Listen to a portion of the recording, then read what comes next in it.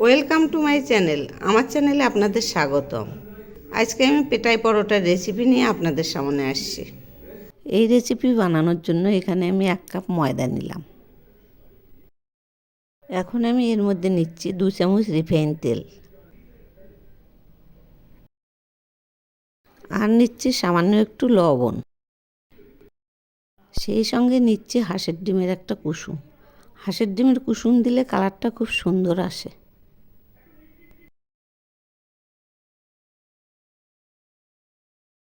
এখন আমি দিচ্ছি 3 চামচ টক দই।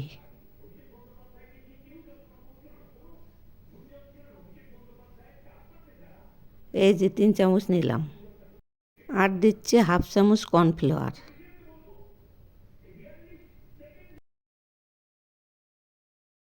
এবার আমি এগুলি মেখে নিচ্ছি। এগুলি আমি খুব ভালোভাবে মিশিয়ে নেব। এখন আমি এর মধ্যে অল্প একটু জল দিলাম। এই যে দেখুন মাখা হয়ে গেছে, এই যে এইরকম হয়েছে।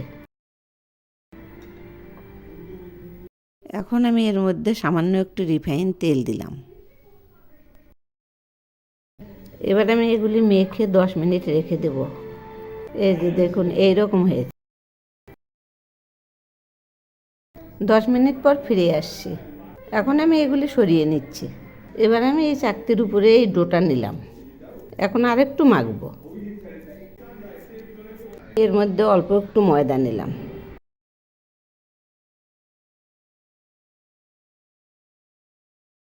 এখন আমি বেলে নিচ্ছি। এই যে দেখুন অনেকটা বড় করেই বেলে নিয়েছি। এবার আমি এগুলি ভাঁজ করছি।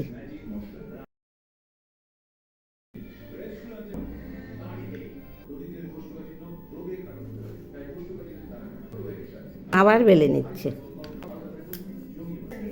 এভাবে অনেকটা বড় করে বেলে নেব।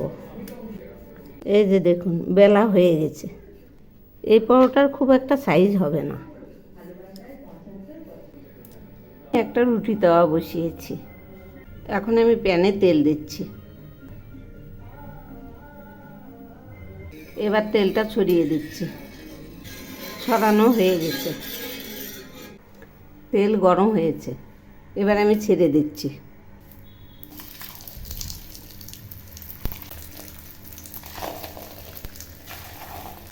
একটু ঘুরিয়ে দিচ্ছি। এখন আমি উল্টে দিচ্ছি। আবার উল্টে দিচ্ছি। দেখুন এ পাশটা প্রায় ভাজা হয়ে আসছে।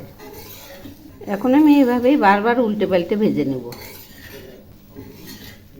এই যে দেখুন এ পাশটাও হয়ে গেছে, আর অল্প হবে। এখন সাইডগুলো ভেজে নিচ্ছি। আবার আমি উল্টে দিচ্ছি। ভাজা হয়ে গেছে, এবার নামিয়ে নিচ্ছি। এই যে দেখুন পরোটাটা নামিয়েছি। এখন আমি এগুলি ভাজ করে নিচ্ছি। এই যে এরকম করে।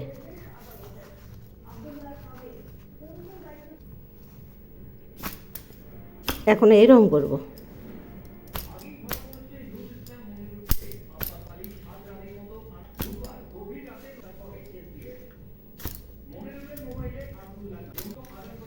এই যে দেখুন পিটিয়ে পিটিয়ে এরকম করে নিলাম। এখন আমি এগুলি থালায় উঠাচ্ছি।